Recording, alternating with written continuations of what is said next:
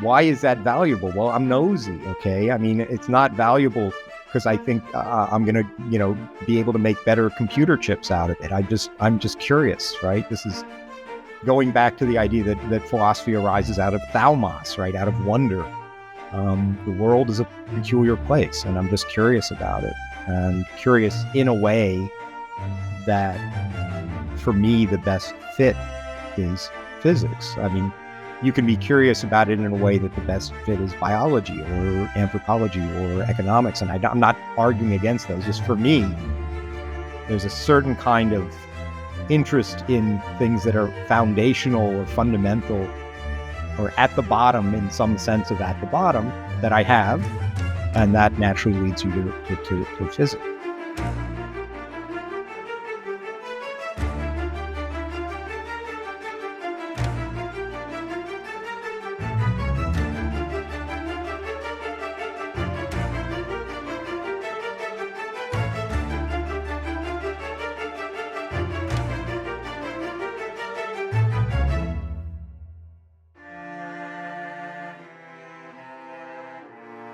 So welcome everyone to today's interview, where I'm very pleased to welcome Professor Tim Maudlin. He is Professor of Philosophy at New York University, and his work is focused on the foundations of physics and science more generally, metaphysics, and logic. His books include Quantum Non-Locality and Relativity, Truth and Paradox, The Metaphysics Within Physics, Philosophy of Physics, Space and Time, New Foundations for Physical Geometry, and Philosophy of Physics, Quantum Theory. He also has a variety of articles on these topics and more. Feel free to add anything, but with that, welcome and thanks so much for being here, Professor Maudlin. Sure, glad to be here. Awesome. So I wanted to start out with a kind of general question about quantum mechanics and physical theories. So, and this is something you've written on, of course, and I take it that sort of well-developed physical theory entails some physical ontology. It tells you what sort of things there are in the world, among other things. It'll also tell you what those things are like, maybe how they will evolve and so on. But quantum mechanics is really kind of more of basic quantum mechanics is really more of a formalism without much of an ontology. You could think of the various interpretations as filling that in. I don't know, do you want to, is this right, or how would you describe it? That's absolutely right. I mean, and this is just, I think, a kind of trivial matter of semantics. When I talk about a physical theory, what I mean is something that does at least pretty well specify a physical ontology, right? It tells you, according to me, what is there in the world, and a dynamics, right, which is usually given by some equations that tell you how whatever there is behaves. And if you go all the way back to democracy and atomism, and even in this very sketchy state, you say, well, according to me, there's atoms in the void, right? That's really all there is. There's a big empty space and these solid-shaped, unbreakable things that move around in it, and they bang into each other. Now, there wasn't, a lot of detailed dynamics of what happens when they bang into each other, but if they had hooks and eyes, they might connect up, or they might, bounce off each other, whatever. So at least within 10 seconds, you have an idea of what you're claiming about the world. And it's just not the case that the thing called quantum theory, the thing that students learn when they learn quantum mechanics, is like that. It's a lot of mathematics without the accompanying explanation of what the mathematics is supposed to be representing. And I'll just give you an example I use a lot. Everybody who's taken even high school chemistry or physics has seen in their books pictures of electron orbitals, right? So the s orbitals and the d orbitals and the p orbitals and whatever. And they're nice pictures, right? I mean, they have little lobes that go up and down, and they're denser in some places. But then if you ask, okay, but what exactly is that supposed to be a picture of? What are you picturing? And just to make it clear, I'll give you a couple different possible answers one could give, right? So one might say, well, really, in a single atom, single hydrogen atom, with a single electron the electron has no particular position. It's kind of smeared out. It's more like a cloud. And this picture is showing you where it, as it were, the smeary thing has more density and where it has less density, and how that's distributed in space. Okay, so that's a possible answer.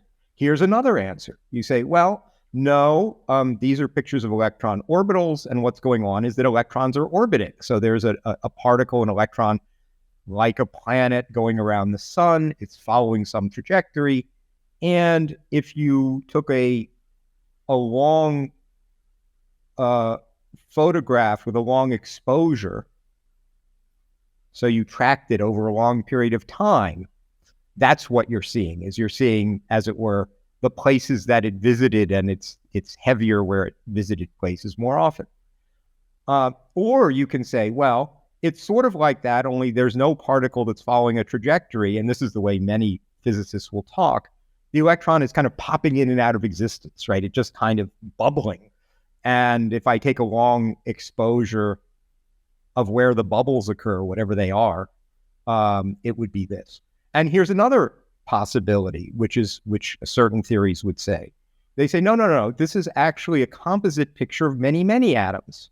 It's not a picture of any single atom at all. But if you took a whole pile of hydrogen atoms and marked their, and in this theory, the electron does always have a position and follows a trajectory, and you just kind of drew all of these different trajectories overlapping on the same picture, that's what you would get.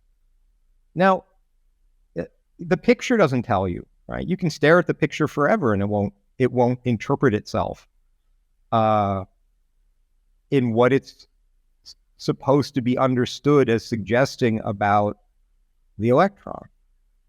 And the only thing that will help you there is for a theorist to come along and say, oh, according to my theory, think of it this way, or according to my theory, think of it that way, or according to my theory, think of it some other way. I mean, maybe those aren't the only possibilities, but they're clearly quite distinct.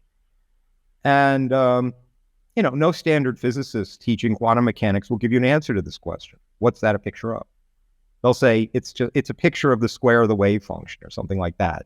This is a mathematical item. But they won't say, oh, this is the physical, this is what's going on physically. To that extent, as I use the phrase, what you're taught is not a theory at all. It's a predictive recipe. It's a way to plug some data into some equations and turn some cranks and spit out some predictions. But as far as I'm concerned, that alone is not a physical theory. That's just a predictive mechanism. Yeah, good. That seems very right. I mean, and like to some extent, historically that has been enough for a lot of physicists, right? They've been like, well, let's just like shut up and calculate. That's really all we need out of our physical models here. Why do you think that was, and to some extent still is? I mean, I take it that there's more people nowadays looking at some of these more foundational issues, but well, the shut up and calculate stuff, that's relatively recent. When Einstein, Podolsky, and Rosen wrote this kind of famous paper in 1935, and Einstein, of course, was always dissatisfied with the Copenhagen interpretation or spirit or whatever you want to call it, Copenhagen approach to quantum mechanics. The title of the paper is Quantum Mechanical Description of the System Complete? Something like that. And the idea of completeness is you give me this mathematical wave function, and if it's complete, it has within it, one way or another, every single physical fact about the item. If you've left anything out, then it's not complete. That's very simple. And since the wave function is kind of spread out in space for a single particle, if it's complete, then the particle is spread out. It doesn't have a particular position. If it had a particular position, that would be something not indicated in the wave function. So Bohr did not respond to EPR, shut up and calculate. Bohr and Heisenberg were very deeply committed to the positive assertion that the wave function is complete. It's only later, when quantum mechanics comes to the United States, particularly when a lot of attention is paid, especially during the Second World War, to just, again, practically calculating and engineering, can I make a bomb? That I think the influence of Bohr, who was trying to give a kind of theory and had a very fancy philosophical machinery that he kept bringing into play, that was kind of left behind. And it's at that point that you get shut up and calculate. And it was, I mean, partly just a practical thing, right? We're building a bomb, don't worry, right? As long as the bomb goes off, we're happy. I think. And certainly for 50 years or so, physicists could at least point at these engineering marvels and predictive successes and say, look, I don't need a theory to make these predictions and to do this engineering. I can do all that just shutting up and calculate. Now, you can say that, but then you can say, yeah, but in the last 50 years, you haven't made any progress. This argument from success was convincing, but the standard model was in place in the 60s, and we haven't more or less taken much of a step beyond it for an awfully long time. And one might suspect that giving up on asking questions like, what's the actual ontology, that eventually that'll come back and bite you, right? I mean, you can go a certain distance taking an engineering attitude, but at a certain point, I think you have to go back to basics and say, okay, what really is the physical account of the world that's being presented here? Right. And on that, I had a question concerning the wave function. So on some views, the wave function is just, well, it's a function. It's a mathematical equation of a certain sort that we can use to make very precise, accurate predictions about reality, certain aspects of reality. But on other views, it's more than that. It's really something that exists in the world, and at the limit, maybe it exhausts with the universe. Firstly, I'm not so sure how to make sense of either view. What is this thing, the wave function, supposed to be? Are we really saying? And again, it's very easy to get confused here just because physicists are sloppy and they use the very same term with different meanings that are related to each other and slip between them, sometimes aware of what they're doing and sometimes not at all aware of what they're doing. So it's easy to get confused. Again, to me, I try to clear this up just with a pretty obvious stipulation. First of all, the wave function is a mathematical object because it's a function, right? And functions are mathematical objects. A wave function is a function that, for example, assigns a complex number to every point in a very high dimensional space of a certain, abstract space of a certain kind. That's the mathematical gadget. The wave function is not, you did say the wave function, as it were, the wave function is not the equation of the dynamical equation, right? Once you have a wave function that is somehow supposed to represent, it's a mathematical item that's supposed to represent something or other physical. And then it's an entirely different question how it evolves with time. Schrodinger writes down an equation, the Schrodinger equation, which is at a very kind of abstract level, that says, oh, here's how it evolves in time. And the Girardi, Ramini, Weber people say, they write down a different equation. They say, this is how it evolves through time. And when you specify it to relativity, Pauli and Dirac, different, those are kind of instances of the general form of the Schrodinger equation. Now, the main question about it is, all right, what does this thing represent? And here again are three clearly distinct options. Option one, somehow or other, the wave function represents a real physical feature of an individual system. Okay, so if there's only one helium atom in the universe, or maybe the whole universe is just one helium atom, there's a wave function. In that universe, there is a physical thing that has physical characteristics that are represented by the wave function. Here's a second idea. The wave function represents statistical properties of collections of systems.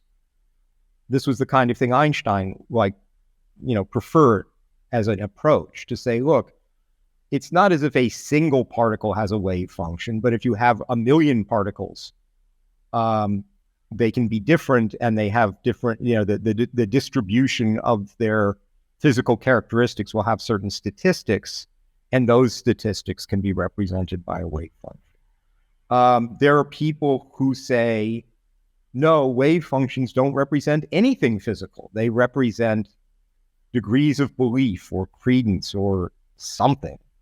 I mean, these are the so-called quantum Bayesians. They like to say wave functions are not attached to systems, they're attached to people, right? The wave function does not characterize the atom. You stick it on your forehead and say, oh, this wave function characterizes my knowledge of this, something like that. That's obviously also a completely different understanding. And so if you want to understand quantum mechanics, I mean, if you want to understand the various ways there are to understand quantum mechanics, more or less the first question you ask is, all right, what's your attitude toward the wave function? Now, I think physicists, for obvious reasons, have generally, except when they're on kind of a philosophical bent, thought, well, the first one's right. The wave function does represent some real physical characteristic of a single system.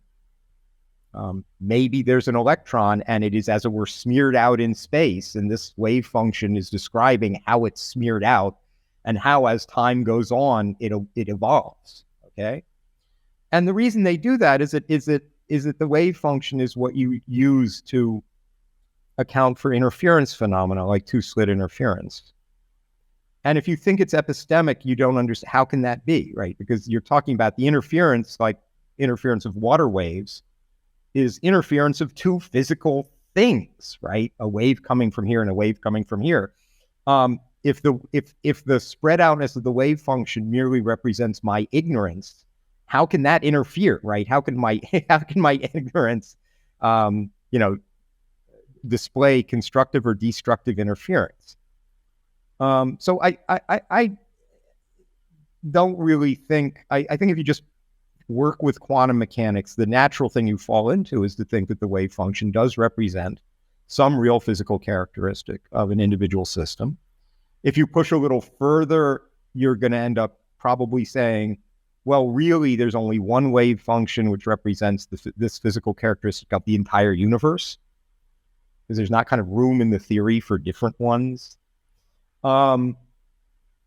That leaves open the question whether it's complete or not, which is what we talked about a while ago. So you can believe that when you think the wave function represents a real physical characteristic of a single system, I call that characteristic the quantum state of the system.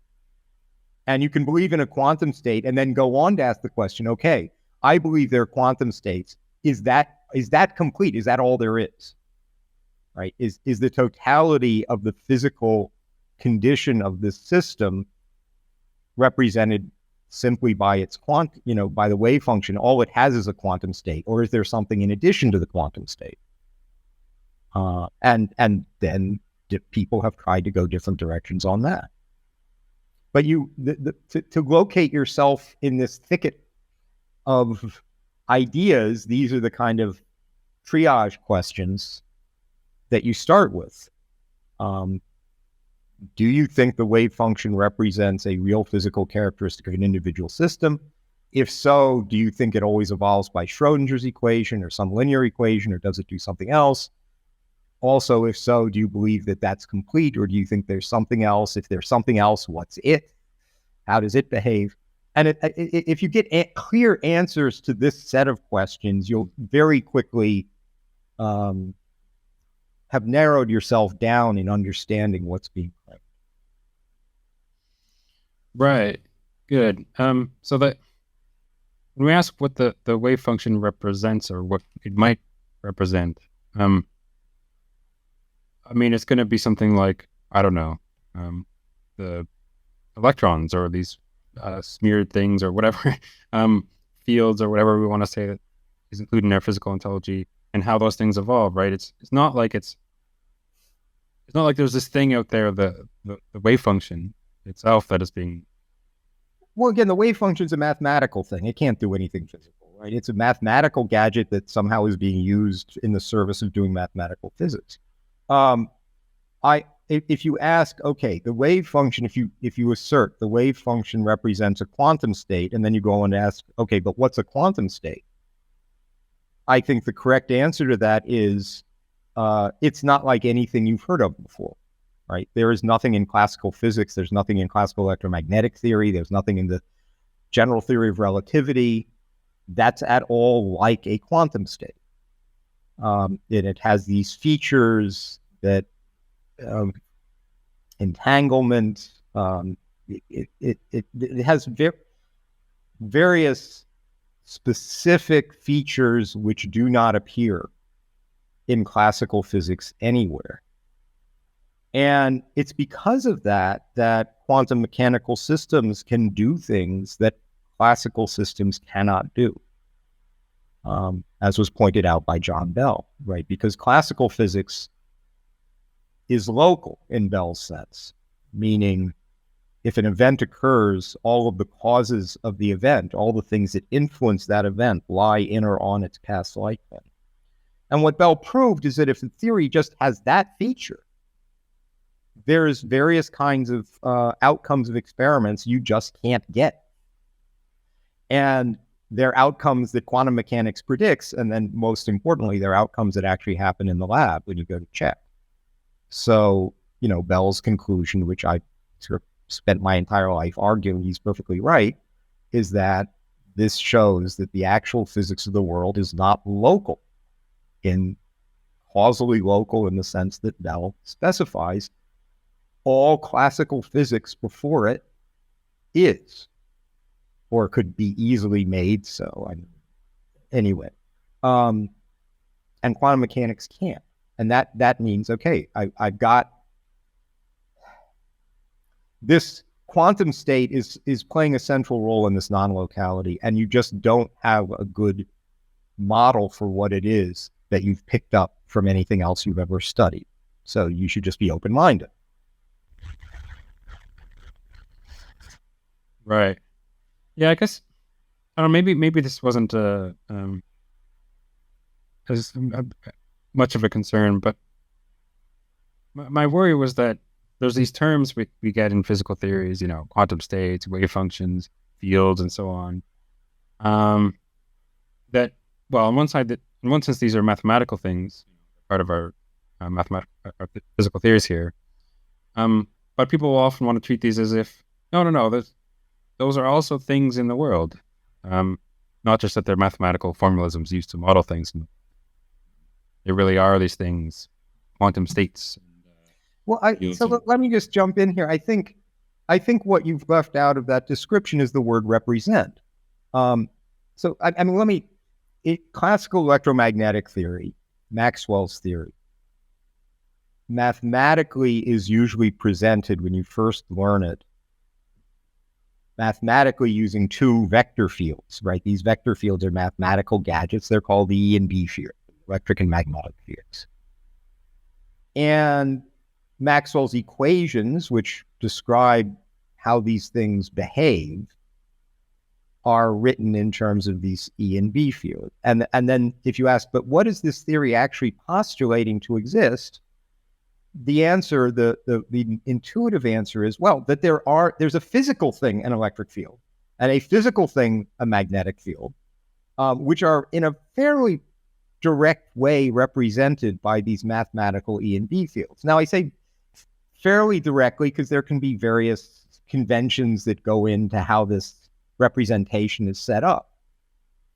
And when you learn classical electromagnetic theory, you learn it that way, and then you learn as a purely mathematical fact that if this E and B behave as Maxwell says they should, then there are these two other mathematical functions called the vector and scalar potential, A and phi.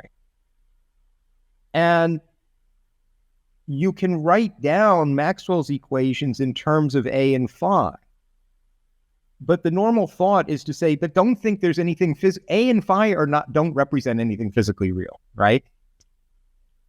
E and B represent something physically real, the electric and magnetic fields.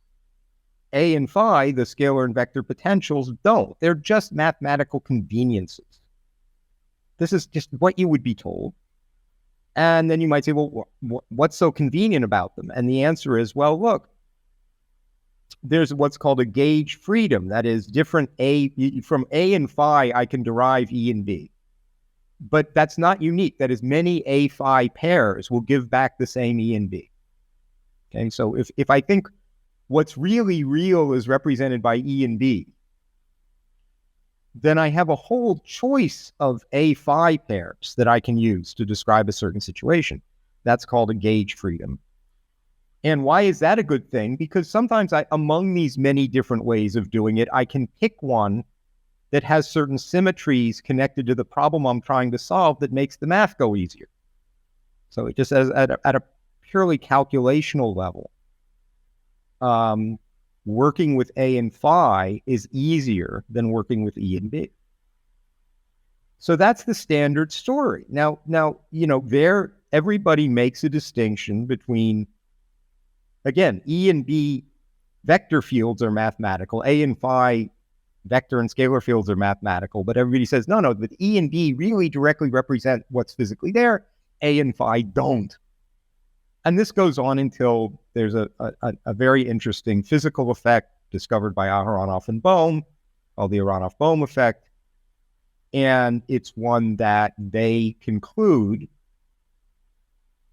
in my view correctly, cannot be explained if you think that what's fundamental is, as it were, represented by E and B. You really have to think there's something physically below more fundamental than E and B. Now, I could go immediately, oh yeah, it's A and phi, but there are other possibilities. I mean, there are different choices you can make here, but you shouldn't. I mean, what they said is, and I think they're correct, that this physical effect shows you that the standard way of understanding classical electromagnetism is wrong as an account of what's in the physical world.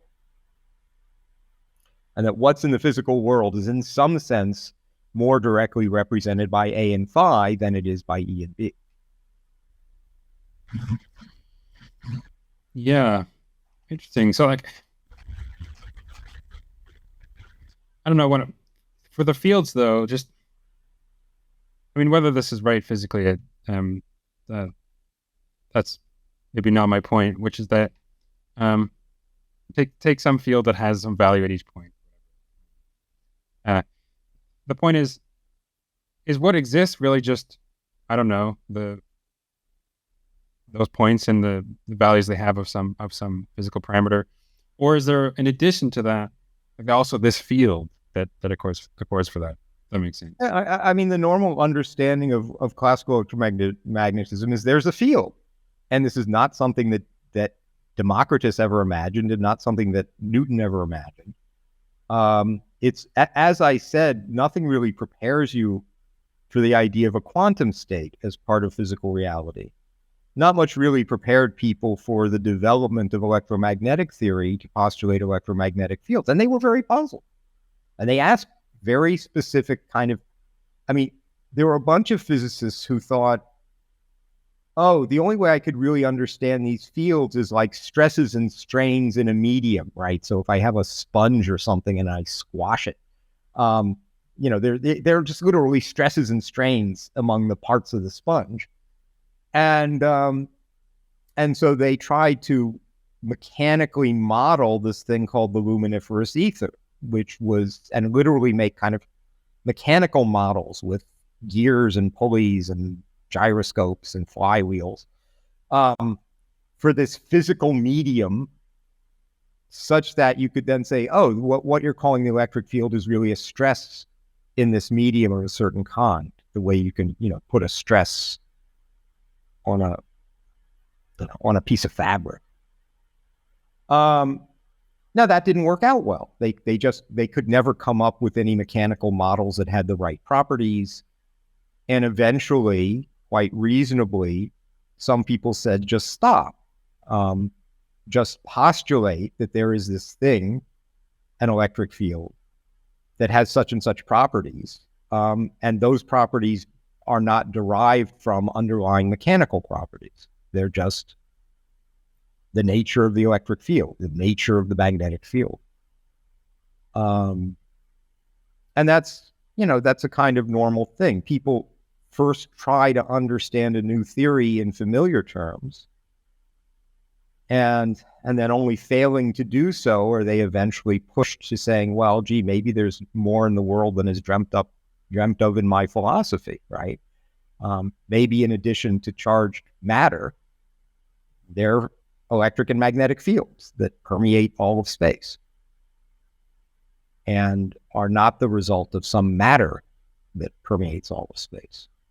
And that's a perfectly reasonable thing to do at a certain point. You say, why are you so sure going into this that you've got all the right conceptual boxes with which to express the correct account of nature?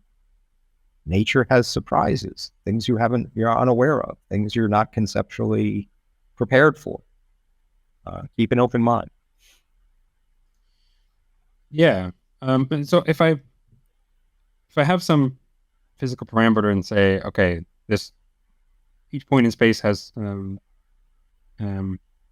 value of this parameter, I could say that if I also say, and there's this field, have I added something there, or is that just another way of saying this? Well, when you say a parameter, in the normal way, the mathematical gadget used to represent an electric field is a vector field, which means you assign a vector at every point in space, and a vector has a direction and a magnitude. So we typically represent those as a bunch of arrows, right? And so you might say, oh, what's the electric field? I have some charge distribution. What's the electric field in this system? And then you could just open a book and see a whole bunch of arrows, right? And the thought is, if you take the electric field as fundamental, it just has a physical characteristic that has a directionality and a magnitude. And there's nothing more you can do but call it the electric field strength. And then you can say, well, see, these arrows represent the distribution of these field strengths. And this equation that I'm going to write down tells you how these field strengths vary with time, and you're off to the races. Right. Okay. Fair enough. I do want to return to some of the stuff on quantum mechanics more specifically. So, you sort of mentioned already in passing that, well, on some views, the wave function is a sort of complete model of the world. So there's like the linear evolution of the wave function as it's normally thought to evolve, and nothing more on top of that. But you think this is problematic because you can't recover certain probabilities, like in accordance with the Born rule, stuff like that. Is that right? Am I put that correctly, or how would you do? Well, there are two issues here, and here one has to be precise in the way philosophers are used to being precise. I wrote about this in a paper called, what is it called? Supervenience something in Ontology. Anyway, it's in Journal of Physics A, I think. So one question is, suppose I ascribe a wave function to a system. One question is it what I called informationally complete? Meaning, once you've nailed that down, there's no more physical properties of the system left over, okay? Somehow or other, you can recover from that mathematical representation every physical characteristic the system has. And this is what, it's very easy to say in a theory like the so-called pilot wave theory or Bohmian mechanics, the wave function is not complete. You can give me the quantum state of a system, but there's more to it. In that theory, specifically, you say, your system is actually made of particles. And those particles are point particles, and at any given moment, they have an actual configuration. And if you want to know everything about your system, in addition to the wave function, you need to know the actual configuration. You need to specify it somehow. Other theories have not liked that, right? That goes by the bad name hidden variables, as Bell said. Bell said the term hidden variables is a piece of historical silliness because these additional variables in this theory, the particle positions, are not hidden at all. They're kind of manifest, right? If you look over at the cat at the end of the Schrodinger cat experiment, when you see whether it's alive or dead, what you're seeing is the configuration of particles. The particles end up in the configuration of a living cat or a dead cat. So it's actually the quantum state that's hidden. It's hard. It's really hard.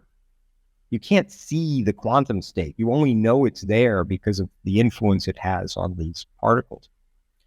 Anyway, then there are other theories where the wave function is informationally complete. So if you tell me the wave function of a system, from it I can derive what, according to the theory, are all of its physical characteristics. Now, let's make a second distinction. The wave function is thought to more or less directly represent this thing I call the quantum state. And then there's the question, but is the quantum state all there is? This is a different question. And again, for the pilot wave theory, the answer is no, because in addition to the quantum state, there's these particles with position. For certain theories, they try to say, no, there's something else in addition to the quantum state, but its distribution can be derived from the quantum state. The distribution of this other thing is completely determined by the quantum state. So if you know what the quantum state is doing, you can analyze that and see what this other stuff is doing. What's this other stuff? Well, there are different theories. So there's something called the GRW flash theory, where you say, in addition to the quantum state, there are these point events called flashes. There's the so-called GRW matter theory, where you say, in addition to the quantum state, there's a continuous matter distribution that changes around, okay? So different things can be added. But in each case, the distribution of the extra stuff can actually be read off what the quantum state is doing. Now, why do you want something in addition to the quantum state? So here's the main point. This is a point, again, that Bell very beautifully insisted on in a paper he called The Theory of Local Beables. He says, look, the quantum state is not a local object in the way that a classical particle or field is. Meaning, a classical particle or a classical field, if you point to a location in physical space, you can say, okay, what particles are there? Or what's the value of the field there? And what's the value of the field there, right? They're local in that they exist at and within localized regions of physical space. And the quantum state doesn't. It just can't be understood that way. It's too high dimensional. It's got too many degrees of freedom. This is why it can go into superpositions and all this other stuff. So as Bell says, you can't point in space and say, what's the value of the wave function there? Okay, it's not a well-defined question. It's not that you can't know the answer. You haven't even asked the question. The wave function mathematically is defined on a very, very, very high dimensional space, much higher than physical space.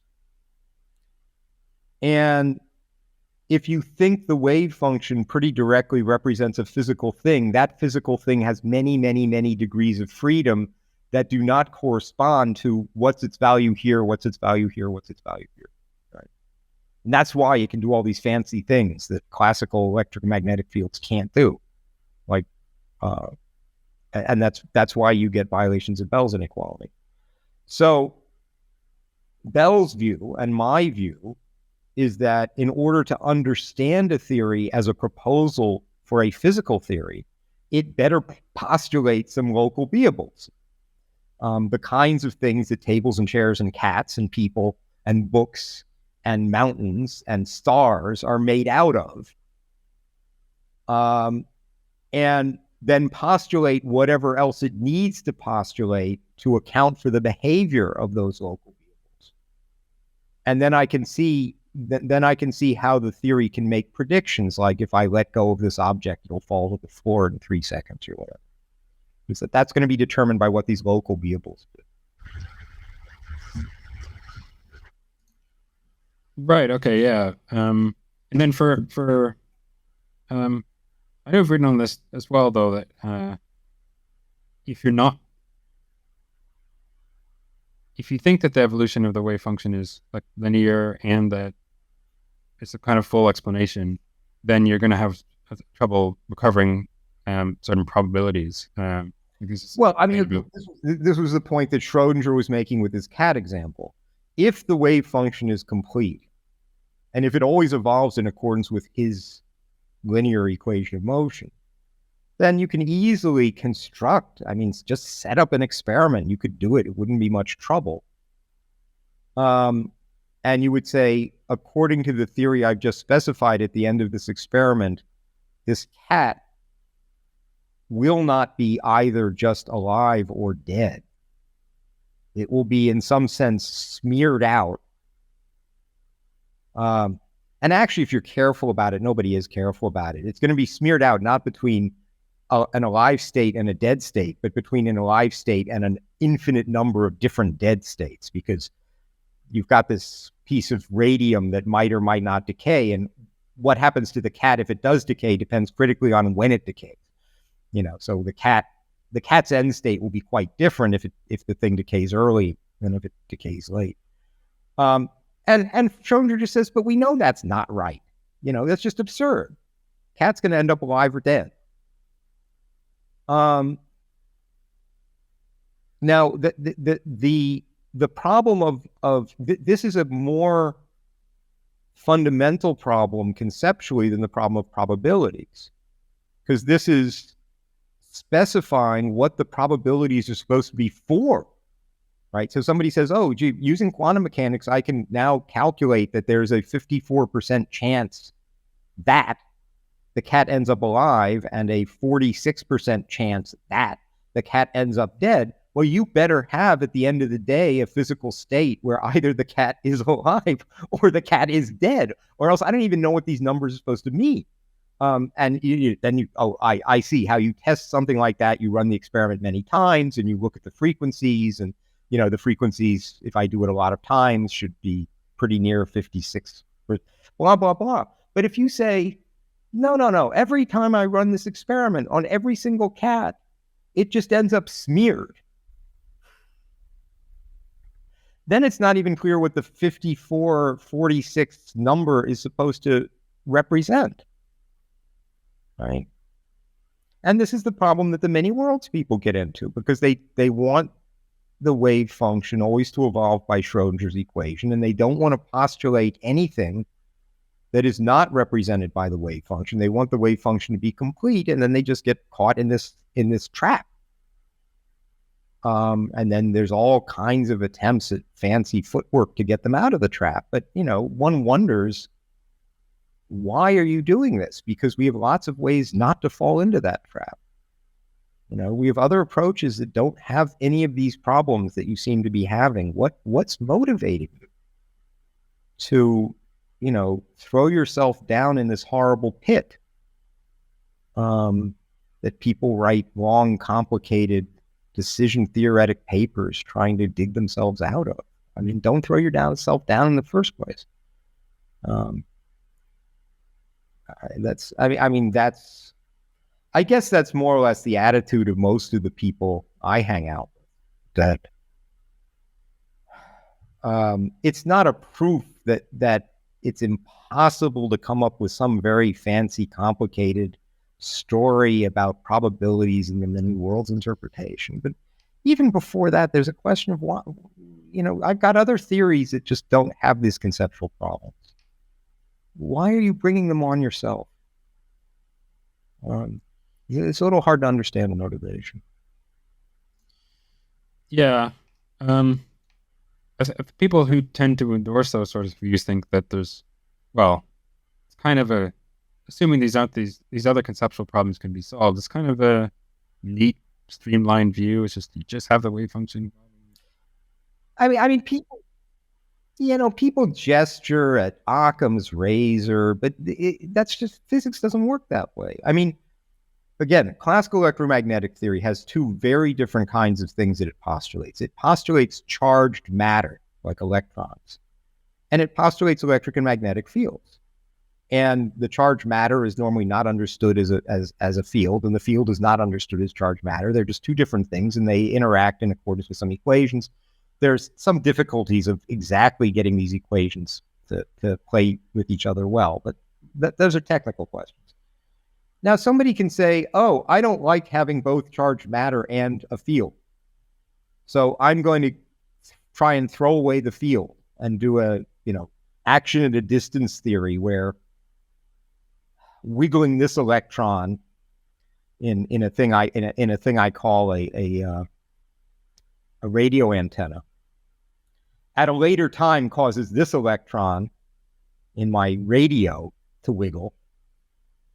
But it's not because of any field, electric field, electromagnetic wave went from here to here. Okay, it's just some kind of time delayed direct action at a distance. Well, it turns out to be really, really, really hard to even write down theories mathematically. And if you say, why are you bothering? And if someone says, well, gee, if I can get rid of this, then I have a more streamlined theory. Come on. What makes you think what makes you think the world has to be streamlined in that way? Maxwell found these really nice little cute equations for this local field that propagates, would propagate from the antenna to the radio.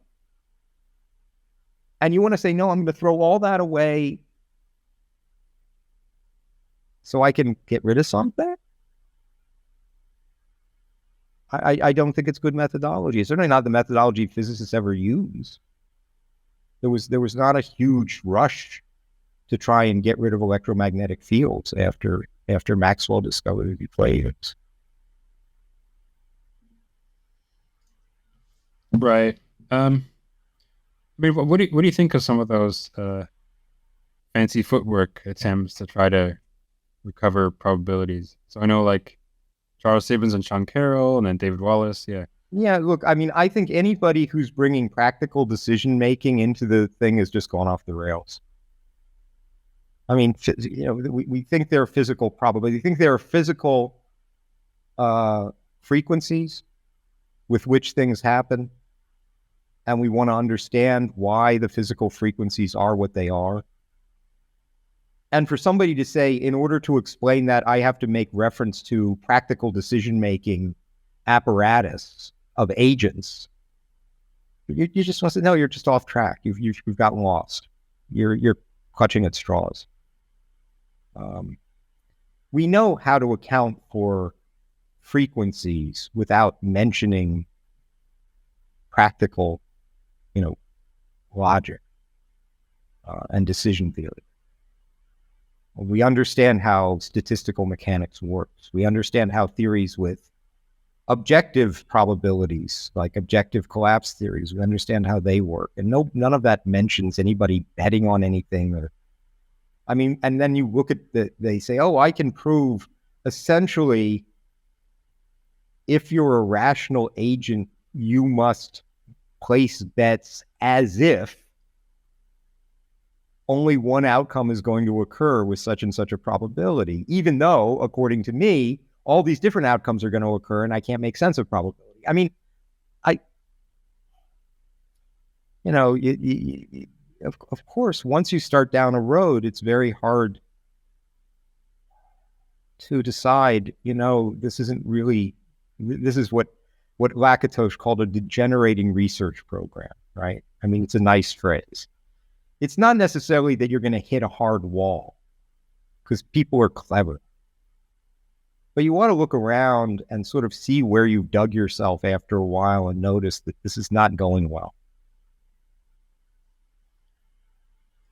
Yeah, I definitely see that. I guess, are they going to have to say, if they're taking one of these decision theoretic or self-locating or whatever, one of these other approaches, are they going to have to say something like, we can recover these probabilities when it comes to, I don't know, the expectations of agents, but it's not going to capture, objective frequencies or chances in the world, because maybe there aren't any such things, or it's different than we might think. And we sort of pretty reasonably think that a whole bunch of stuff was going on in stars and galaxies long before there were any people taking bets on anything or making practical decisions, right? I mean, stuff was going on, and we'd like physics to kind of account for it. Now, you have to think hard about how physics can account for it, but certainly bringing practical decision making into it just doesn't smell right from step one. And it's not necessary because these other approaches don't need to do that. So once again, I mean, you can get yourself into a state of mind like, can I literally kill this program and show it can't be carried through? But I think that's the wrong state of mind, right? The state of mind should be, these problems you're wrestling so hard with are not hard on these other approaches. They just don't pose any real difficulty. So why are you giving yourself these headaches? And do you have a preferred program, or what's your? I mean, as again with most of the people I talk to, I have this paper where I just as a logical point say, if you're going to solve the measurement problem, you have to deny at least one of three theses. One thesis is that the wave function is complete, which we've already talked about. One thesis is that it always evolves via a linear equation of motion, like Schrodinger's equation. And one thesis is that at the end of an experiment, like a Schrodinger kind of experiment, there's either just a single cat that's alive, namely the cat you started with, or a single cat that's dead, namely the cat you started with, and, good for the cat in the one case and bad for the cat in the other, but there ain't no other cat anywhere. You have to deny one of those three. And if you deny the completeness of the wave function, there are many things you can do. Again, it's not an algorithm, but in that approach comes the pilot wave theory. You immediately want to ask, well, what else is there besides the quantum state? And then in the Ohmian mechanics case, you say, well, there are these particles. They're just, little point particles like you're used to thinking about. They're always located and they follow continuous trajectories, and the configuration of these particles evolves through time. And that's what cats are made up of. So the cat ending up dead is a matter of these particles ending up in this kind of configuration, and the cat ending up alive is the matters of the cat ending up in that configuration. Then there are these so-called objective reduction or objective collapse theories that want to maintain the informational completeness of the wave function, and then give up on the linearity of the Schrodinger equation. They say, well, actually the wave function doesn't always evolve linearly, and then you have an immediate question. Okay, how does it evolve? And there are different ways you can go. You can have it collapse in these kind of massive discrete events, or you can add this kind of noise and you get what's called continuous reduction models. Different ways you can go.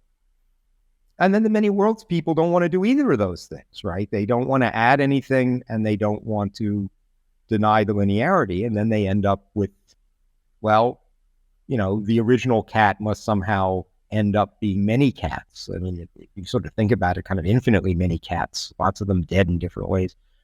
Um, and of those three, I think the first is the most plausible because it's actually quite easy to implement, at least at the non-relativistic level. There's no real trickery to it. It's kind of the fundamental equation. If you've got the wave function evolving by Schrodinger's equation, okay, everybody has that. Everybody agrees to that.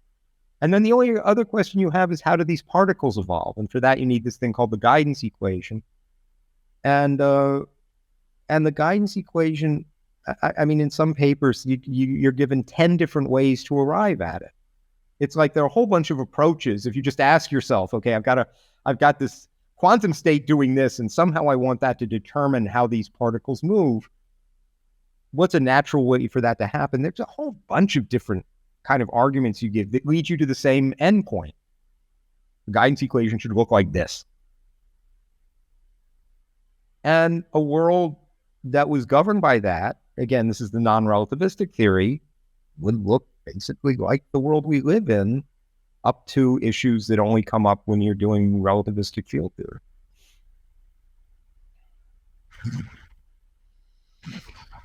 Yeah, interesting. I mean, some of that's, well, I'm by no means an expert on this stuff, so I don't know a lot of that, but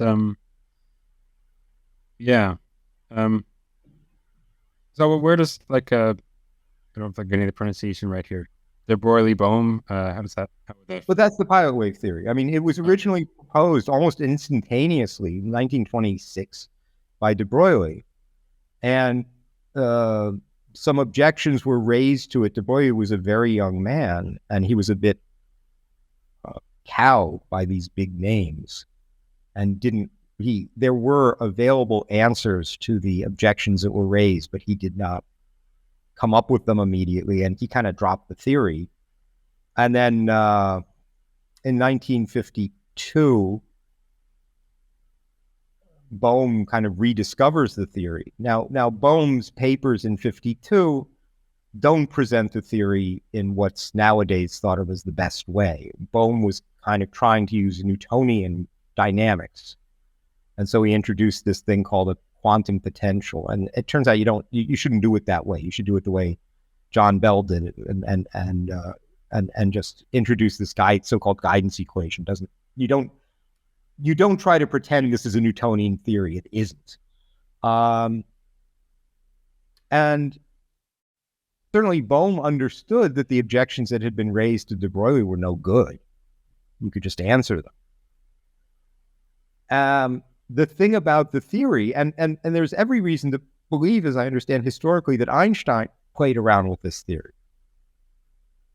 Why didn't Einstein like it? Because when you play around with the theory, it's manifestly non-local. You notice, according to these equations, that a decision made by an experimenter here can influence the outcome of a different experiment very, very, very arbitrarily far away. And so it just manifests this spooky action at a distance that Einstein didn't like. That was the thing he never liked about quantum theory. He wasn't so worried about determinism, but he really didn't like spooky action at a distance. And that's probably the reason why, he was not satisfied with the theory. He knew about Bohm's papers. He didn't like the theory.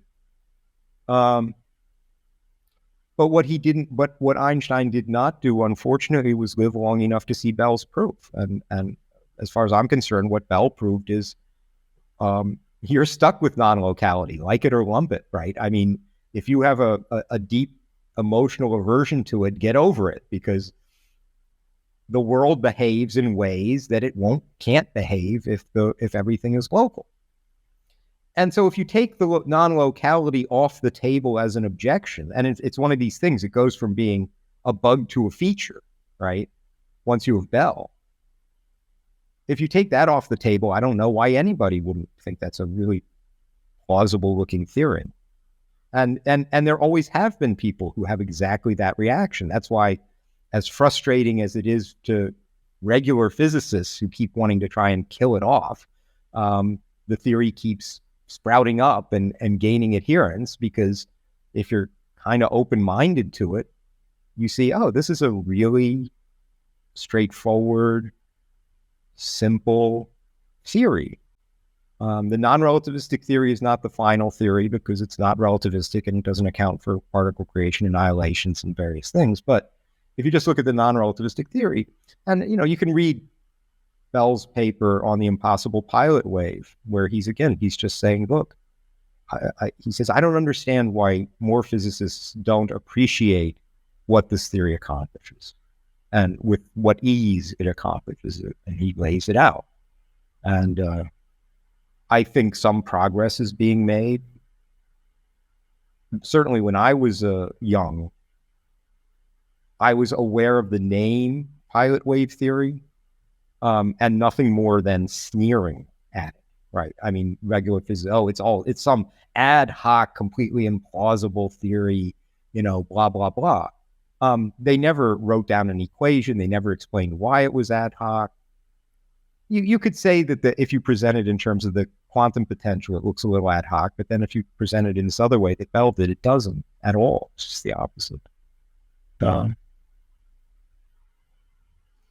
Right, and just to be clear, this is one of those approaches which doesn't change the dynamics of the evolution of the wave function, but it just adds something more, the pilot wave. That's right.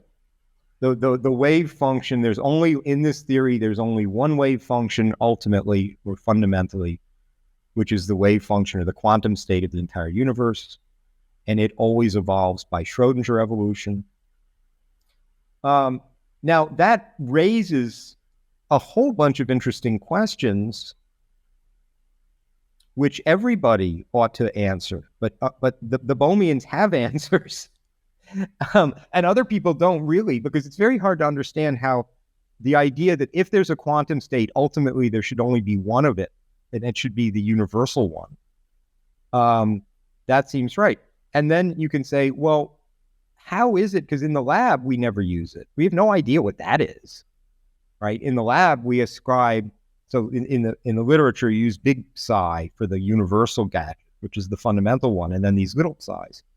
In the lab, I make just an electron, and I ascribe to it a little psi, and I use that to make predictions. Well, by what right do I do that? And what is this little psi, and how does it behave, and so on?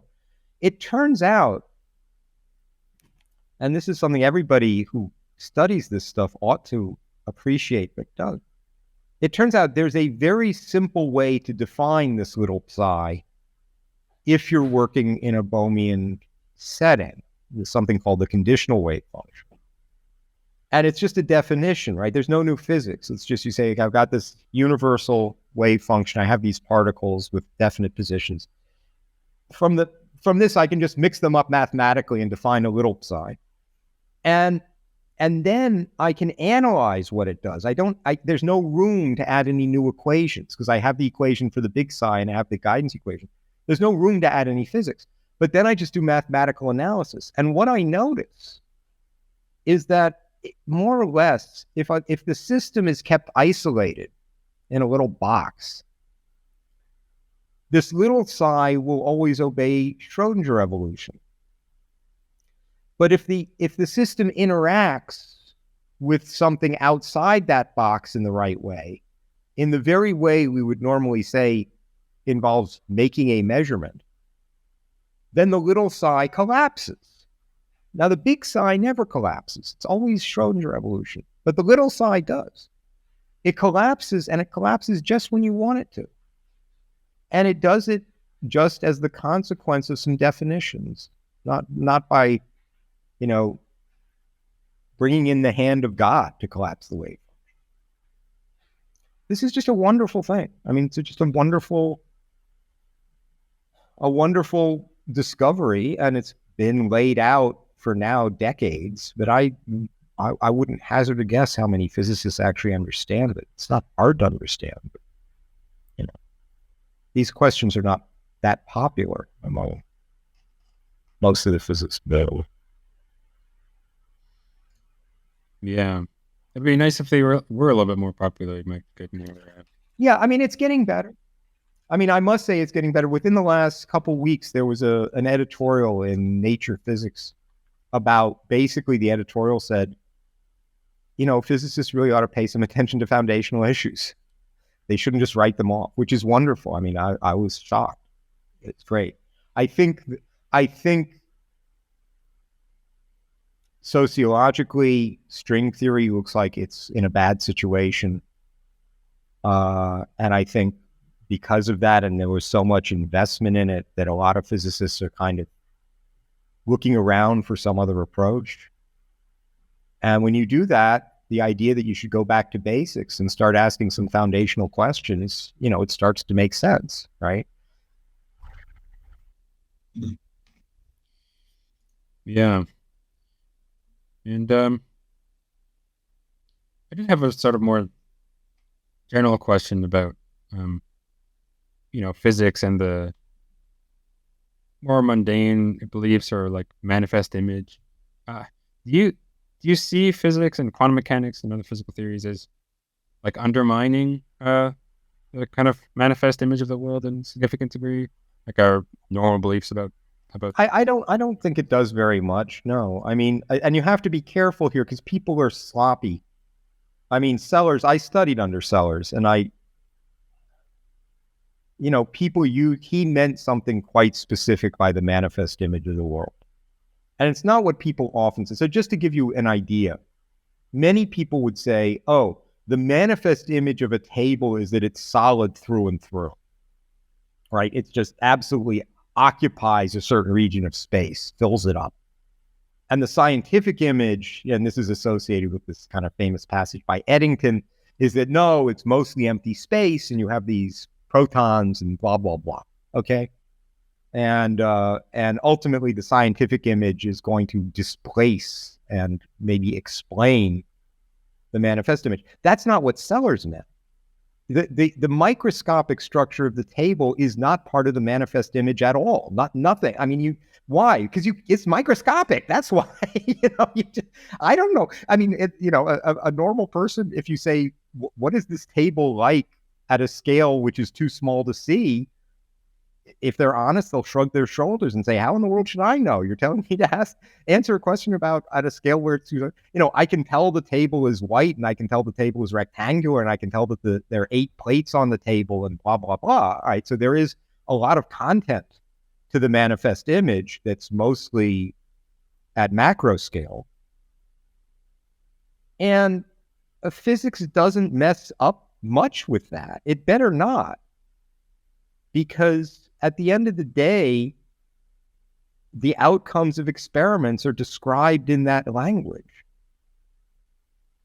On this photograph, there is a track that arcs this way, or this needle went to the right 10 times and to the left 12 times, or whatever. I mean, all of this kind of stuff is in the language of the manifest image, and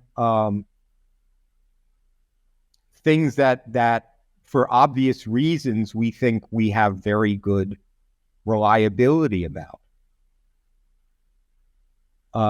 And physics does not undermine. I mean, it would be, it's not clear that physics could undermine that without undermining itself in the process, because the evidence we appeal to argue, to make plausible some physical theory, is evidence couched in the language of the manifest image.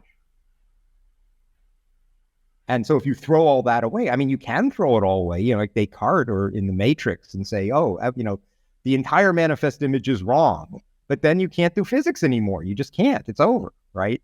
Physics is finished. If you're in the Matrix, tough luck, right? You will never understand physics. The physics you seem to see will not be real physics. It'll be whatever the programmers decided to program into their, virtual world. And who knows what the real physics, that is the physics running the computers, who knows what it is? You can't find out. It's outside of your epistemic reach. But that's not physics anymore. That's just, that's sophomore skepticism. Yeah. Yeah, or at least, all you're doing is providing some model of your environment, which is just some simulation or something like that, but not necessarily the world apart from that. Yeah, I mean, tell me if you agree with this sort of sentiment. I mean, maybe it's really basic, but I think of these physical theories as providing other ways to talk about the world. You know, it's enabling more precise and description and prediction, but it's not one that's like just having that talk doesn't by itself contradict the other beliefs we might have.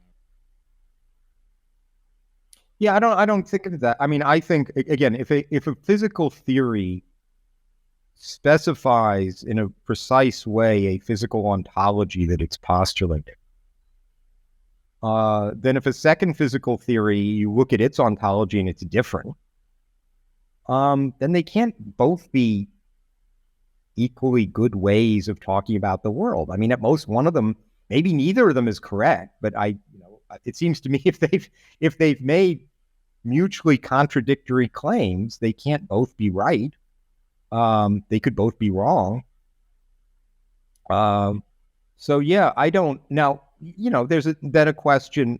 Okay, on what basis could you argue that one of these accounts is more plausible than the other, or is more likely to be correct, or something like that, or you should give it more epistemic weight?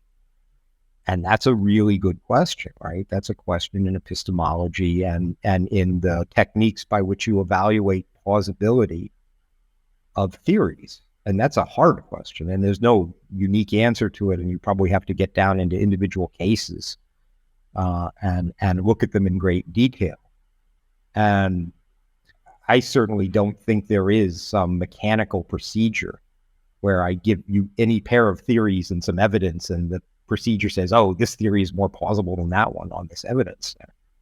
I don't think that's in the cards. Nonetheless, sometimes there do seem to be pretty decisive reasons for preferring one over another that are even don't all have to be empirical reasons. But yeah, I mean, you really need to separate the two questions. And then this, unfortunately, again, gets messed up a bit by people being a bit sloppy about the term scientific realism. Often people act as if the thesis of scientific realism is that there is a world in some way or other. And, well, no, right? I mean, the thesis of scientific realism is an epistemic thesis that in certain cases you can have rationally compelling or, very strong evidence that one theory is more likely to be correct than another. And one can blanketly reject that. You're not rejecting that the world is some way or other. You're just saying we'll never have any reason to believe, out of all these different possibilities that people come up with, we'll never have any good reason to think one is more likely to be correct than the other. A blanket rejection of that seems to me crazy, right? It's like you say you don't really believe that water's H2O. I mean, that's a theory, right? You don't believe that the moon is made of rock. That's something that Aristotle didn't know, okay, that we found out. You don't believe there are electrons. You don't believe that DNA has a double helix structure. I mean, a lot of these, if you say, no, I reject all scientific realism and I just think that you can talk about DNA as if it had a double helix structure, but there are other ways to talk about it. I mean, this, again, it gets to a point where I can't take it seriously, right? But I think they're very hard questions about how far evidence goes, especially because there's always the wild card possibility that there's some other theory you haven't thought of, that once it's thought up and you lay it on the table next to these others, it'll jump out as, oh, this one really, this one fits together better. This one seems much more plausible. That can always happen. You can't know that's not going to happen. So it's a very touchy question. And again, I don't think there's some universal algorithm. I think you just have to get down to cases for the particular question under discussion. Yeah, I mean, I do I do feel some of the force of certain anti-realist concerns like underdetermination, the pessimistic meta-induction stuff. Um, but, I don't want to take that too far. You can just end up being skeptical of, again, like DNA. I mean, anything you looking through a telescope or a microscope, I think those are fairly reliable methods for Right. things, And, even though they're quote unquote theory related. you can see the subtlety here. I mean, when Feynman was asked the question, if you could only leave one sentence to posterity, about physics, what would it be? And he said, matter is made of atoms. Now, there's certainly a sense in which we believe that is true, and it has survived all of the revolutions in physics. You still teach, and I think correctly, matter is made of atoms. Now, they're not Democritean atoms. And they're not even, of course, because atemno means uncuttable. We've learned to split the atom. So it's, there have been semantic shifts in the exact meaning of atomic structure. But nonetheless, I think the way that has shifted has maintained the just kind of plain truth of matter has an atomic structure. And, the pessimistic meta-induction, the pessimistic meta-induction works for much more specific things, largely in physics. Is plate tectonics likely to be overthrown ever? No. It's just not going to be. Right? The theory of evolution and in its fundamental form. I mean, there are tweaks here and there about epigenetics and, the units of selection, but that there's common ancestry and there was this, diversity in the gene pool and then this kind of selective thing that led to this diversity of species. Will that ever be overthrown? No. We've learned that. Take pride. Humans figured something out. Yeah, and we think we figured other things about like genes and biology. Yeah. A lot of things that I don't think that this pessimistic meta-induction, touches. Physics is a very peculiar, physics is a special field, and a lot of philosophers' main background is in physics, and then they often will overgeneralize from having thought about physics and think, oh, but what goes for physics must go for biology and chemistry and, geology and planetary astronomy and blah, blah, blah. And it just doesn't. I mean, you have to have some appreciation of how other fields operate. In part because they're not fundamental. Yeah. Is that why you think this happens more often with physics? Because it's more fundamental, more speculative, more removed from everyday experience? I mean, look, physics has a demand on it that no other science has, which is absolute precision. I mean, when they discovered, there's this wonderful story when they discovered the charm particle, the charm quark.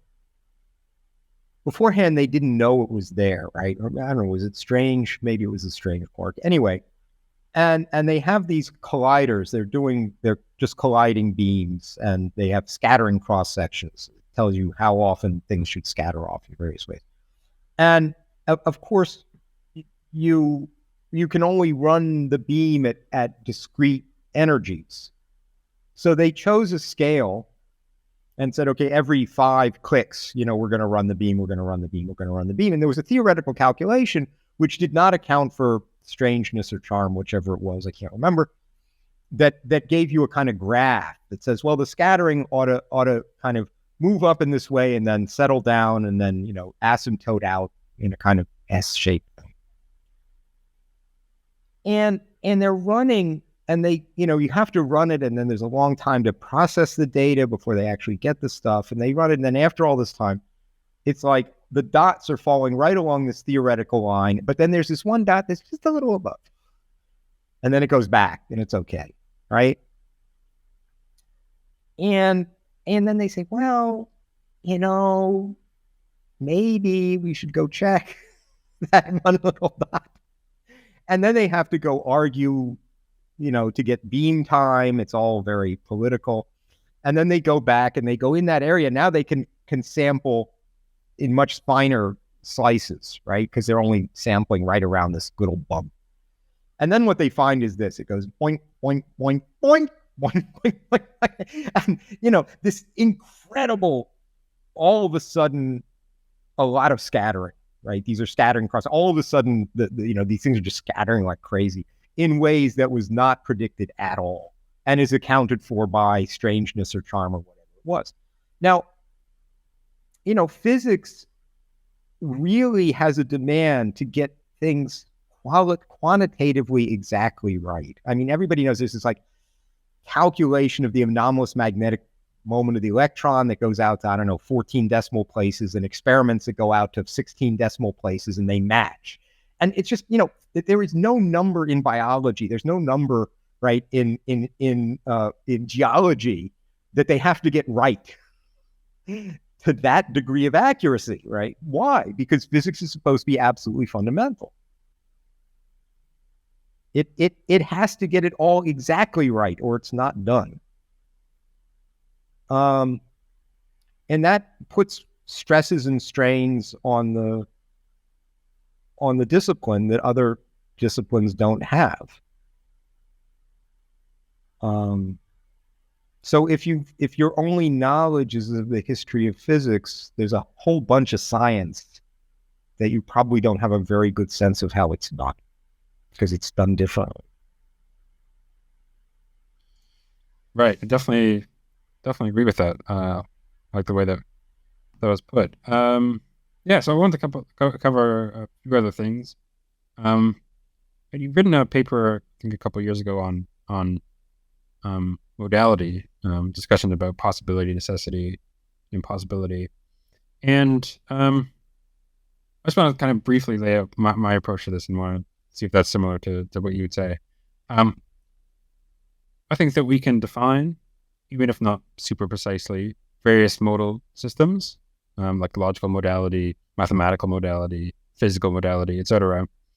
And those will take certain facts, certain maybe logical facts, mathematical facts, physical facts, etc.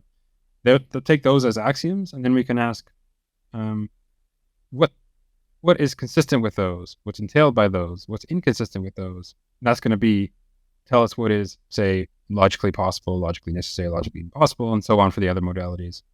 Does that make sense? Is that roughly how you would approach it, or is it? Well, I mean, sure. One just needs to be careful, because depending on the constraint, you have some constraint, and you say, "Oh, I will count something as possible if it satisfies this constraint." So, in the case of physics, you lay down some physical laws, and you say, "Okay, if a specific model obeys these laws or satisfies these laws, I will count that as physically possible." For example, in cases of logic, it's this very, very, very, very weak condition that a statement is logically possible if it's not self-contradictory, if I can't derive an explicit contradiction from it. And if you want, you need to think about what are those constraints, and depending on what the constraints are, again, there's technological possibility, right, which is different than physical possibility. It's more or less, what can you do given these tools?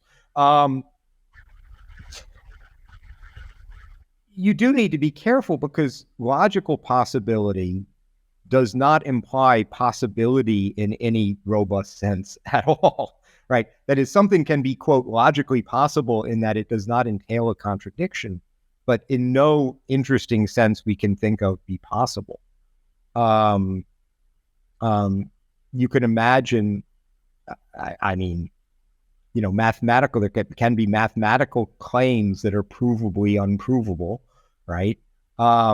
So in some sense, at least, mathematical logic, the axioms of mathematical logic can't settle these claims. I mean, Gödel, of course,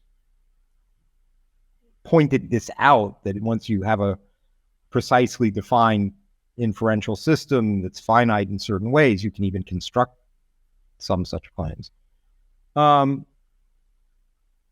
And in Gödel's case, these were claims just about the natural numbers. And I think everybody, except people who are way out on a limb, think, but nonetheless, there's a fact there. Okay, I mean, it's just a claim about the natural numbers. It's like Goldbach's conjecture, right? It's either true or false. Maybe we'll never know. Maybe we can't derive it or its negation from the axiom system that we have. And therefore you would say, well, it's possibly true and possibly false, but but that's not even any kind of what I would call metaphysical possibility, because I would say it's not consistent with the nature of the integers that Goldbach's conjecture be capable of coming out two different ways. I mean, either there is an even number greater than 2 that cannot be written as the sum of 2 primes, or there isn't. Period, end of story. Whether we can ever determine that is another question. And of course, there's this funny, interesting asymmetry that if we can never know whether it's true, then it is true, right? Because if it's false, we can certainly know that it's false because there's a counterexample, and then we could prove the counterexample by calculation. So oddly enough, if it turns out to be something we can never know, then it is something that actually is true. But I mean, I think there's a well-defined sense of logical possibility there that I gave you. I just don't think logical possibility is a species of metaphysical possibility. Now, once you get to metaphysical possibility, the question is, what are the constraints you're going to hold?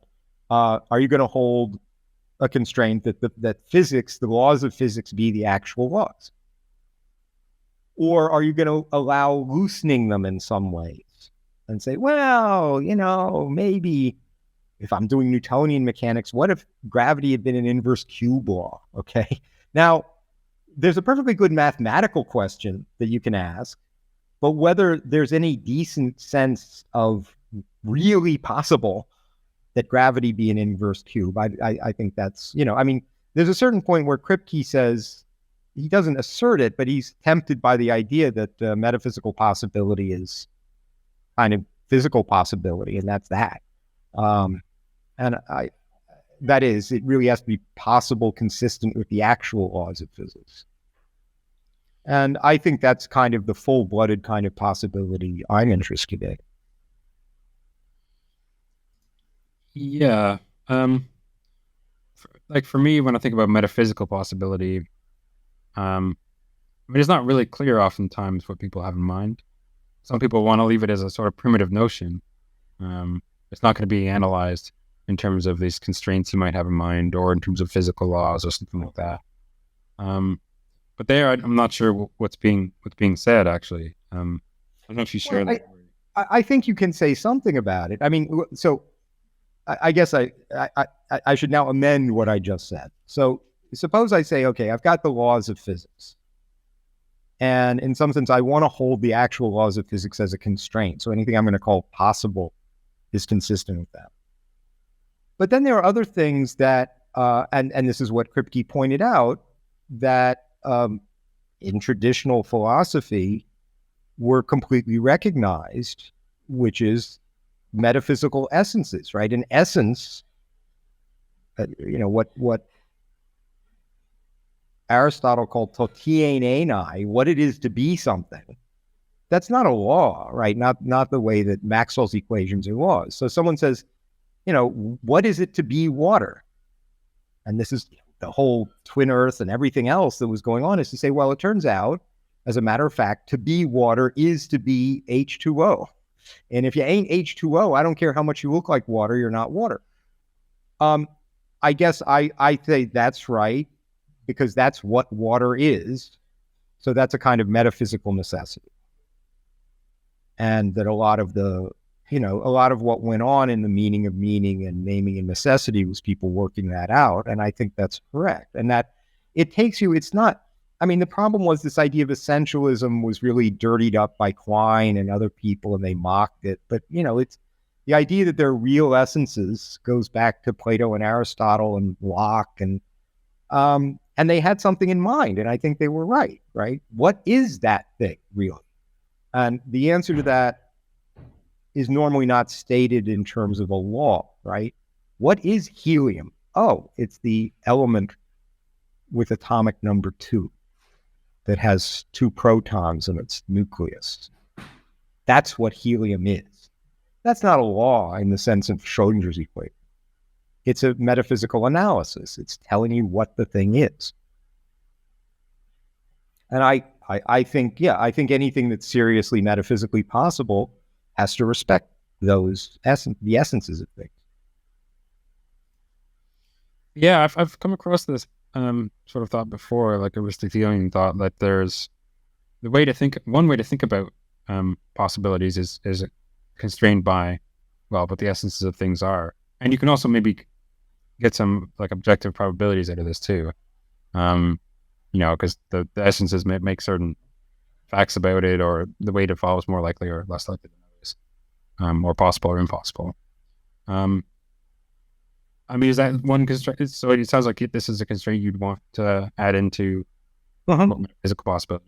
Yeah, and that's why I say I think a well presented physical theory should give you an ontology, and there can be, in that you can have derivative ontology, right? And that's giving you metaphysical essences. So let me just give you an example that goes back to what we were talking about before. In classical electromagnetic theory, it's normally presented as if what's fundamental there is the electric and magnetic fields. Someone can take the view, no. What's really fundamental are this vector and scalar potentials, A and phi. And then you can actually give a definition of E and B, the electric and magnetic fields. Okay? You take a curl or you take a gradient. I don't remember exactly how it goes. This is common stuff. And then you say, well, yeah, there's a sense in which the electric field is real, but only it's a feature, it's a generic feature of this more fundamental thing, right? And I think a well-presented physical theory will give you fundamental ontology and then also these metaphysical connections from the fundamental ontology to derivative ontology. And, if your fundamental ontology is quarks and electrons, and then you say, oh, protons are, bound states of these 3 quarks. And then you say, and now you have bound states of a proton with an electron. And then you say, oh, by the way, that's a hydrogen atom. And that last statement is a statement of essence, right? That's what hydrogen is. I have now, as it were, reduced it to this fundamental ontology, which is quarks and electrons. Yeah, I mean, could we not, instead of saying that's what it really is, what if we just said, well, those are some of its constituents, but that's another way to describe that stuff. But why would, I guess I'm not sure what work's being done by talking about what it quote unquote really is, if you know what I'm saying. Well, I think at the end of the day, if you want to say anything is real and you have a fundamental ontology, its existence has to be grounded in an articulable way in the fundamental ontology, right? And this is the sort of thing that, tables and chairs, are they real? Of course they're real. I mean, oh my God, you can sit on them. You can eat dinner on them. Of course they're real. They're not fundamental. What is this table? Well, it's a whole bunch of atoms that are bound together and blah, blah, blah, blah, blah. Okay. And at the end of the day, when you get, it could be kind of a vague thing. I'm not saying it's absolutely precise, but at the end of the day, on one side of that, you have facts about particles, fundamental particles, and so on. And you see, oh, I see. That's how a world that in a way, as a physical world, only contains these fundamental constituents can have tables and chairs, right? Because that's derivative ontology that in a way is constructed out of them. Yeah, they can be arranged in certain ways, table-wise. But in terms of being fundamental, though, is it just that they're the smallest things or something like that? Or is there something more? In physics, that's relatively easy, I think. The fundamental things are the things that are mentioned in the fundamental equations of motion. And that's why you see that's why a quantum state is not a small thing. In some sense, there's only one of it, and it's absolutely it's universal, right? It's the opposite of a small thing. But to write down the fundamental equations of quantum mechanics, you have to mention this thing. So yeah, it's not smallness. Fundamentality is not smallness. Right. Well, no, I talked with Jonathan Schaffer, and he had this similar sort of approach here, but he ended up saying that, well, the thing that's best described in our fundamental physical laws is the whole universe, and so that's actually the kind of universe as a whole is the fundamental thing. Well, okay. Again, if you would ask me what, I mean, let me answer that question from the perspective of the pilot wave theory. You'd say, okay, what is the universe? Well, there are a whole bunch of these particles, many, many, many, many, many of them. They're local things. They all are at some particular point in space-time. There's a space-time. It has a certain geometrical structure, okay, that you can then go into. And there are these particles. And there's this quantum state, which is this other thing that's not a local thing, but that plays this essential role in how the whole kit and caboodle behaves. Is that saying ultimately all there is the entire universe? Well, part of the entire universe are these little local particles that can be specified and talked about independently of the other ones, right? You can say, look, there's one of them here and not mention any of the other ones. And what you can say can be true. So I would think that's, I mean, if you want a monistic theory, I mean, this is what I just described is not a monistic theory. It sort of says, well, there's space-time, there's quantum states, there's particles. None of these can be reduced to any of the others. They're interrelated in various explicable ways. So it's not monism in that sense. But I wouldn't know how to go about constructing a monistic physical theory. Yeah, I think the thought is that there's, there's different sorts of monism, right? And I think we would call priority monism, or it's the thought that there's the universe as a whole. There's only one fundamental thing, the universe as a whole. There are other things, perhaps particles, blah blah blah, whatever, that are less fundamental than that. Yeah, I in the picture I just gave you, I don't understand the sense in which this specific electron here is less fundamental than anything. It seems to me that's as fundamental as things get. It's part of the ontology are these point particles, and they're not reduced to anything else. And a point particle is not the whole universe. So, yeah, I mean, I would just have to understand the claim that's being made there. Yeah, it's gonna turn on how we're thinking about, I guess, fundamentality here, because if you're thinking about fundamentality and reduction and so on in terms of, well, maybe the word smaller or parts is like they're not exactly precise, but it's almost like something that's going on. It's like, okay, that particle is sort of fundamental because it doesn't break down into anything else. There's no smaller bits to it that we can describe physically and so on. Right. If that's what we're having in mind by fundamental, then yeah. Yeah. The sense in which the table isn't fundamental. It does break down, right? You give an account of its structure in terms of substructure. In this theory, an electron is just a point particle. It has no substructure. Right. Yeah, I mean, I would be happy to think of this as just, well, okay, there's a table there. The language of table and the language of particles and blah, blah, blah, and arrangements of particles or fields or whatever, those are different ways of talking about the same stuff. If you want to say that the talk of it in terms of particles is the fundamental description or something like that, I guess that's fine. But I would just say that, yeah, we have different ways of talking about things. Yeah, I don't really agree with, because I think some concepts that we use are importantly conceptually detached from the actual physics. Think of economics, right? So economics, you're the law of supply and demand.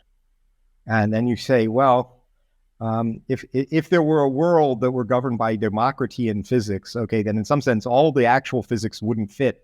But there could still be a law of supply and demand, right? I mean, if there were people made of these democracy and atoms, they could trade things. And maybe a lot of the explanatory apparatus of economics would go through perfectly well. So, of course, any actual economic transaction in this world is at the same time a physical transaction, describable in the physics of this world. But qua economic transaction, it's not reducible to the physics, because you could have the same economic transaction within a completely different physics. So, I mean, the special sciences are able to provide understanding and insight and explanations that physics cannot provide, in part by introducing conceptual schemes at a more abstract level, which can be realized by actual physics, but also realized in other ways just as well. Turing machine. Right. Oh yeah, I definitely want to allow that different terms that we have are, they're not necessarily coextensive. So like you have a particular chair, well, that's also describable in terms of as fundamental particles or whatever. But in principle, something could count as a chair even if it was made of something completely different. Even if there are no such things, but it's just our notion of a chair doesn't require that it's made of particles in this way. That definitely seems right to me. But when you take a particular instance of that sort of thing, well, the chair language is appropriate, but also the particle language is appropriate in a different way. Right. And in a certain sense, you want to say the particle language gives you the entire actual metaphysics of the thing in front of you. Right. It's nothing over and above that particular collection of particles arranged chairwise. It might be true that something quite different physically from it could also be a chair, but you don't want to then say, oh, chairness is like an additional ontological feature of this chair that goes beyond its physical. Yeah. So, this is where you need to be careful about functional notions and, conceptual apparatuses. Yeah, fair enough. And actually, this comes to some kind of related to another thing I wanted to cover, because you've written on truth and paradoxes and like Sorites paradox before, and that's something I found very interesting. And well, just for the audience briefly, like Sorites paradox is a paradox concerning vagueness. So, for example, take the predicate noonish. Well, 12:01 p.m. is a noonish time. And intuitively, we might want to grant that, well, if you have some noonish time, 1 second later, that's still noonish, right? And if you have those two facts, then, and some basic logic, you could infer that, well, 10 p.m. is noonish, because you could, go 1 second at a time. You have the sequence of noonish times, and they're all noonish, even though, well, 10 p.m. clearly doesn't count as noonish. And, well, the problem then concerns how to, analyze these apparently inconsistent cases. And actually, there's a lot of sequences you can generate like this. Kind of, typically it involves heaps and baldness and so on, but you can just do it with a lot of our language. And it sounds like that you want to endorse, or at least allow that there could be cases where, there's just, it's neither true nor false that some say time is noonish, or that some person was bald. It's a really genuinely indeterminate case. Not that we don't know what the facts are, just there is no fact of that sort. Is that right? The linguistic. How do sentences get truth values that are determined by the world? Well, obviously via linguistic conventions. That's the only way they can. And those linguistic conventions, like any other kinds of conventions, cannot be determinative in some cases, right? Just nobody made up a convention for that case. I mean, in the case of vague language, I think it's a little deeper than that, that you actually want a certain play in how certain terms are used to chunk up the world, that you don't want them to have, as it were, fixed criteria, because they work better if you have some flexibility, and that the way you end up using them is more informative because of that flexibility. So I mean, in this paper, grading, sorting, and the Sorites, I talk about that in the case of giving grades to students, right? If you think there's a perfectly precise, as it were, underlying thing, which is a bunch of numerical scores on a test, and then you need to reduce that to a much coarser assignment of A minus, B plus. Okay, well, what kind of conditions would you like to govern how that assignment is made? And in that case, and this is just anybody who's taught understands, you don't want to just draw a sharp line and say, a priori, a 90 is an A minus and an 89.5 is a B plus. And, if you didn't get that extra half point, too bad for you. Because it just doesn't seem just, right? I mean, you're taking a very tiny difference in the underlying thing and magnifying it. So what you do, and you can only do this if you have not too many students and the grades are distributed in a certain way, is you look at this distribution and then you try and draw lines so that the lines don't separate, right? A line, here are the A's, here are the A minuses, here are the B, right? So that the lines don't separate nearby points. And where do you draw those lines? Well, it depends on how the points are distributed, right? How are they clumped up? And furthermore, given a presentation of these dots, if you will, that I'm trying to clump up, there might be two equally defensible ways of doing it in a certain case, right? There's a clump here and a clump here and a single dot kind of in between, and I can throw it down or throw it up and not. So I try to just articulate the way ideally one would like the assigned grades to relate to the underlying exact thing. And then you just notice that in some cases you can't satisfy all the demands that you want, okay? And in some cases you can satisfy them in many ways. And it's easier to talk about in the many ways. And you say, well, there's no fact about whether that dot in the middle was really an A minus or really a B plus, because drawing it this way and drawing it that way satisfy my basic desiderata equally well. So, if someone says, but objectively, which is it? You say, no, you don't understand what's going on, right? That's not the way this works. Here's how it works, and here's why it works that way. So sure, I mean, I think language, for good reason, I mean, you might naively think, gosh, wouldn't a perfectly precise language always be better than a language with vague terms? And I think these examples show, no, actually, vagueness is a really useful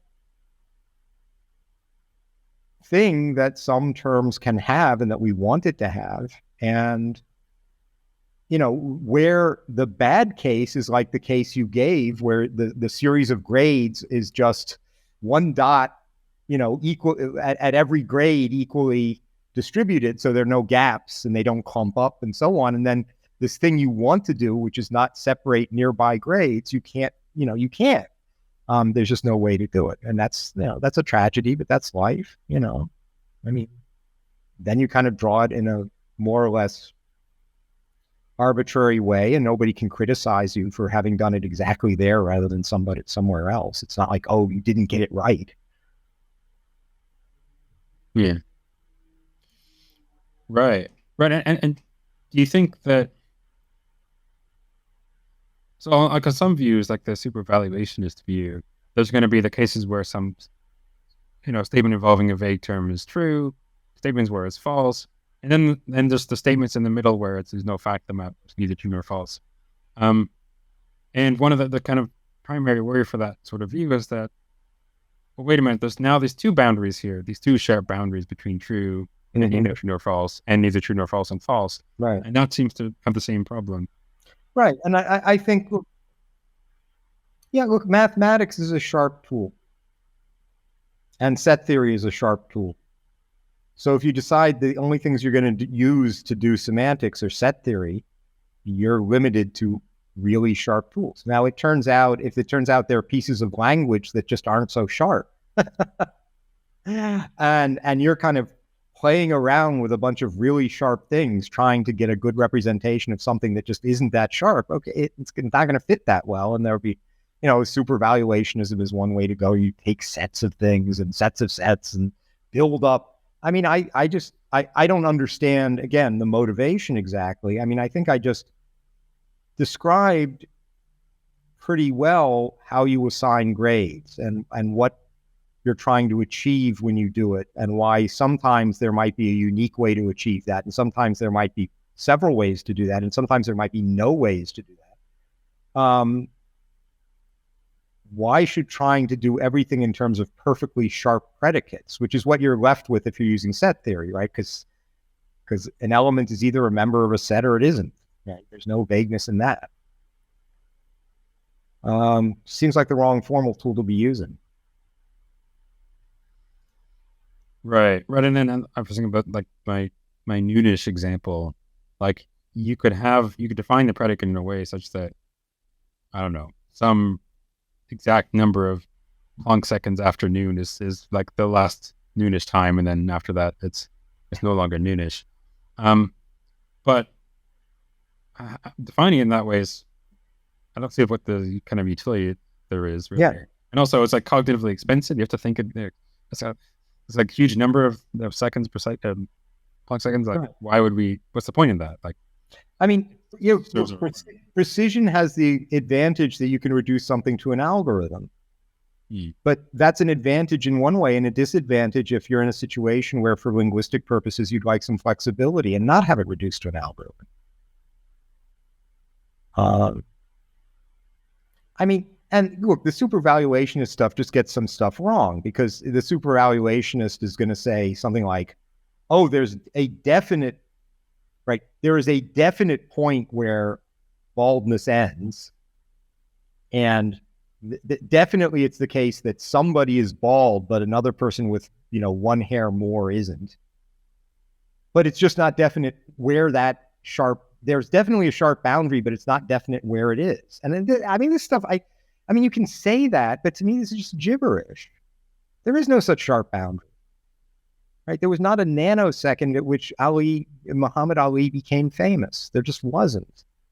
And if you've managed to convince yourself that there must have been, you really need to stop and just, take stock. Cassius Clay was born, he was not famous. And by the time Muhammad Ali died, he was really famous. And there was not a, picosecond where he switched from one to the other. Of course there wasn't. And if you have some argument that seems to say there must have been, there's something wrong with your argument. Anyway.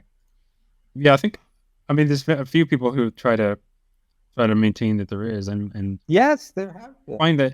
I find that some of the motivation that people offer for there being the sharp boundaries is this undying commitment to certain like classical logical principles. Yes, exactly. I like classical propositional bivalent logic. Ergo, okay, you like it, fine, but it just doesn't work here. I mean, you can't let this preference of yours like overtake your philosophical sensibility. So you're willing to say whatever kind of nonsense to maintain it. Yeah, I know. I'm totally on the same page. I really like your approach on that.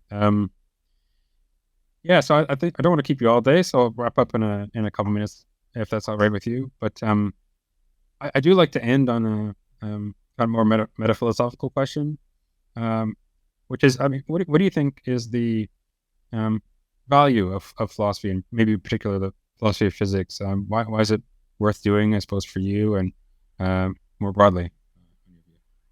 Well, as far as the general question about philosophy, I can just say the thing that everybody knows, which is that, what's done in philosophy departments is a very strange ragbag collection of things that are left after other things that were done were shived off into their own departments, right?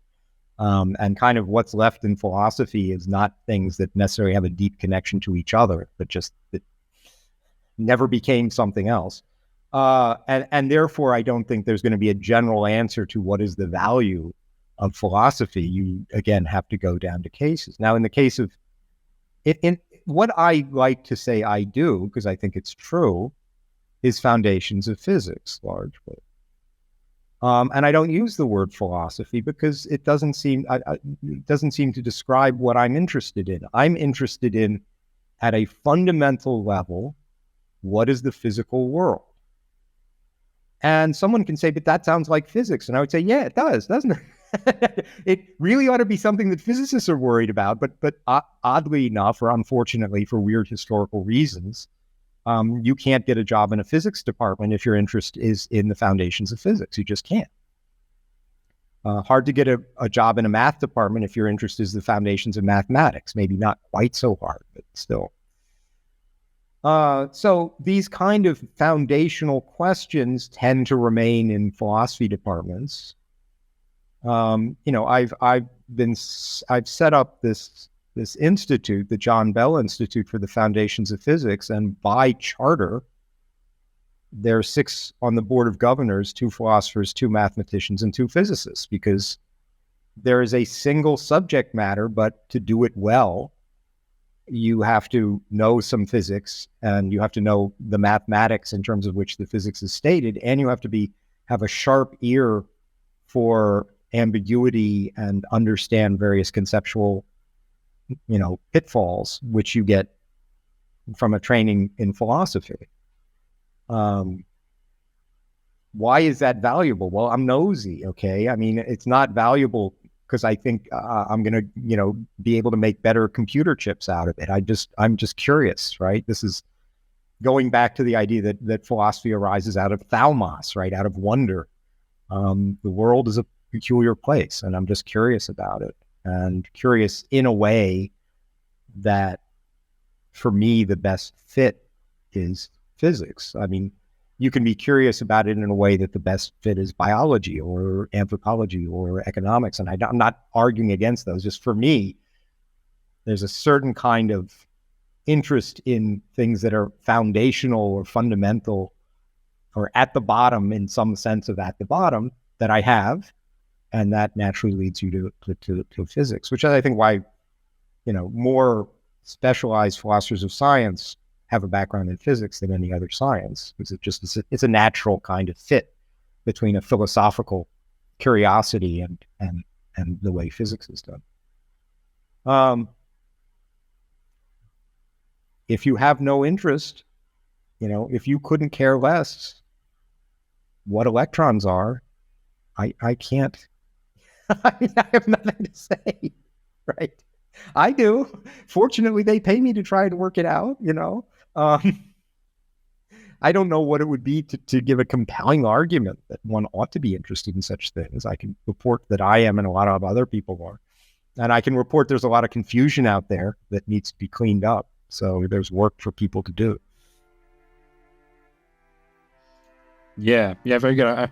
I can see the natural fit there between physicists and like philosophers of physics and so on. It'd be funny to think of being a geologist interested in the philosophy of physics, and it's not clear that fit there. But yeah, no, I really like the way you put all that, and it's really been great having you. And thanks so much for coming on, taking my questions, and providing your insightful responses. It's been excellent. It was an enjoyable conversation. So you did a nice job.